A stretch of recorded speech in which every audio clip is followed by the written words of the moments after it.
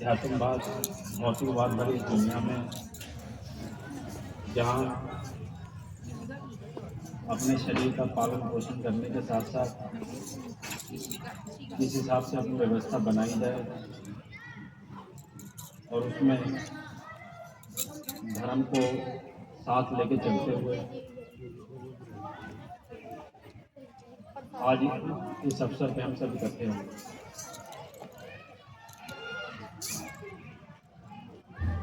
एक श्रेणी भौतिकवाद की आती जहाँ ये समझा जाता किस हिसाब से अपने लिए काम किया जाए। सबसे बड़ा उदाहरण भौतिकवाद में रावण का आता। इतना बड़ा ज्ञानी विज्ञानी होने के बावजूद ऐसे ऐसे कर्म किए कि ऐसी उसकी गति हुई। और दूसरी तरफ जहाँ एक भौतिकवाद के साथ अध्यात्मवाद, जिसे साइंस ऑफ साउल कहा जाता, कि कैसे जीते जीते जी आपको धर्म को मानना और उसके साथ चलना है। क्योंकि आज यदि इसको समझा जाए कि भारत में इतने बड़े बड़े धर्म, इतनी बड़ी संख्या में जातियाँ हो गई कि यदि उनकी किताब शुरू की जाए तो उसकी कई किताबें उसकी बन सकती हैं और उसको याद करना मुश्किल है। और धर्म के का मतलब केवल यही नहीं कि हम एक तरफ मंदिर जा रहे हैं और घंटे घड़ियाल बजाए जा रहे हैं, लेकिन दूसरी तरफ 2-2 किलो मछली और 2-2 किलो शराब मांस खाए जा रहे हैं। अभी तो इसी को धर्म समझा जाता कि भाई हरे राम हरे कृष्णा गाए जाओ और 2-2 किलो मछली खाए जाओ। कितने ही ऐसे पाप हमारे आपके द्वारा हुए। तो इस सब को बताने के लिए, जगाने के लिए हमारे गुरु महाराज ने 116 साल तक जन जागरण यात्राएं निकाली। सबसे बड़ा शाकाहारी का उपदेश पूरे देश और दुनिया में फैला दिया कि धर्म तो सब समझ में आएगा कि जब खान-पान शुद्ध होगा और वैचारिक क्रांति होगी। क्योंकि जब भगवान राम स्वयं आए, 14 सालों का वनवास भगवान राम ने किया और आप देखो इतने सालों में कभी उन्होंने किसी जीव को खाया नहीं, मांस नहीं खाया।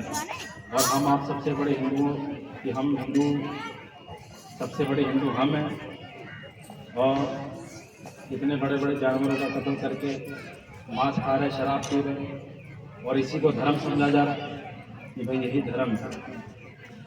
लेकिन इसी को बताने के लिए, जताने के लिए बराबर संत महात्मा इस देश दुनिया में आते और ये उपदेश हमारे आपके सामने रखते। भगवान राम का आचरण आप देखो, क्या उनके असूल थे। उस समय जब 14 सालों का वनवास हुआ, जब 14 साल के वनवास के लिए जाने लगे तो दोनों भाइयों में ये हो रहा कि भैया आप इस राज्य को संभालो, हम इसको नहीं संभालेंगे। जब तक आप नहीं रहेंगे हम इस गति पे नहीं बैठेंगे।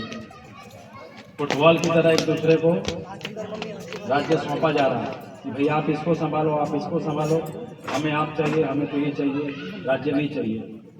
लेकिन आज के समय में देखो कि भाई पूरा गांव का गांव खत्म हो जाए, सब जमीन हमारी हो जाए, ऐसे ऐसे व्यवचार हमारे आपके अंदर आ रहे हैं। अभी तो हम आप अहंकार के घोड़े पे सवार हैं। अभी ये जब किसी भी ये समझ में नहीं आ रहे। लेकिन जिनको धर्म को बचाना, जिनकी ये देश दुनिया है, जब अपने समय में भगवान राम आए, इतना बड़ा युद्ध हुआ, रावण का खात्मा किया गया।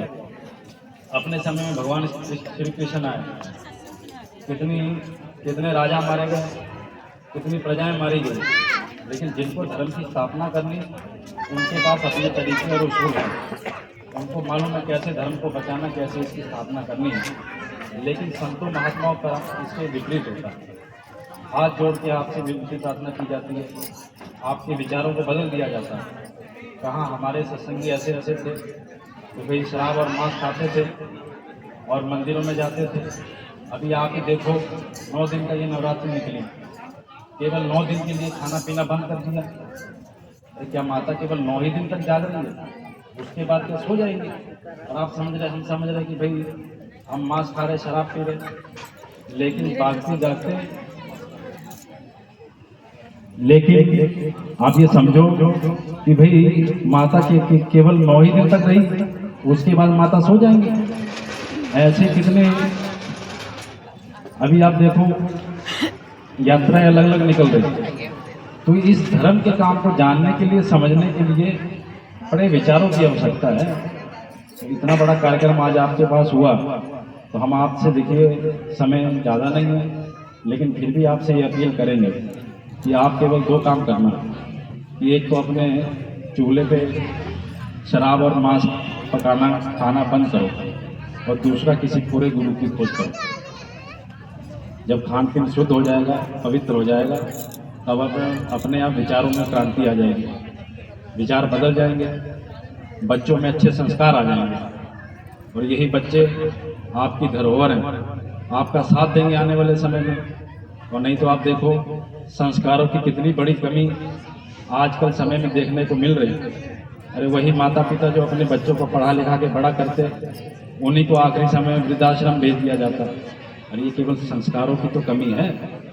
इसीलिए हमारे गुरु महाराज पूज्य हुजूर महाराज जी बराबर अपनी जन जागरण यात्राओं में, संत महात्मा अपनी यात्राओं में सभी को शाकाहारी का उपदेश देते कि धर्म की सबसे पहली सीढ़ी केवल और केवल शाकाहार।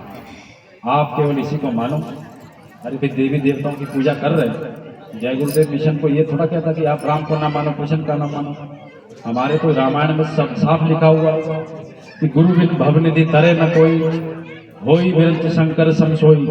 कि भाई इस गुरु, इस भवरूपी सागर को बिना गुरु के कोई पार नहीं कर सकता, भले ही वो शंकर और ब्रह्मा के समान क्यों ना हो। तो इसलिए गुरु की तो बहुत बड़ी जरूरत है। अब आपको गुरु खोजोगे कैसे, कैसे मिलोगे?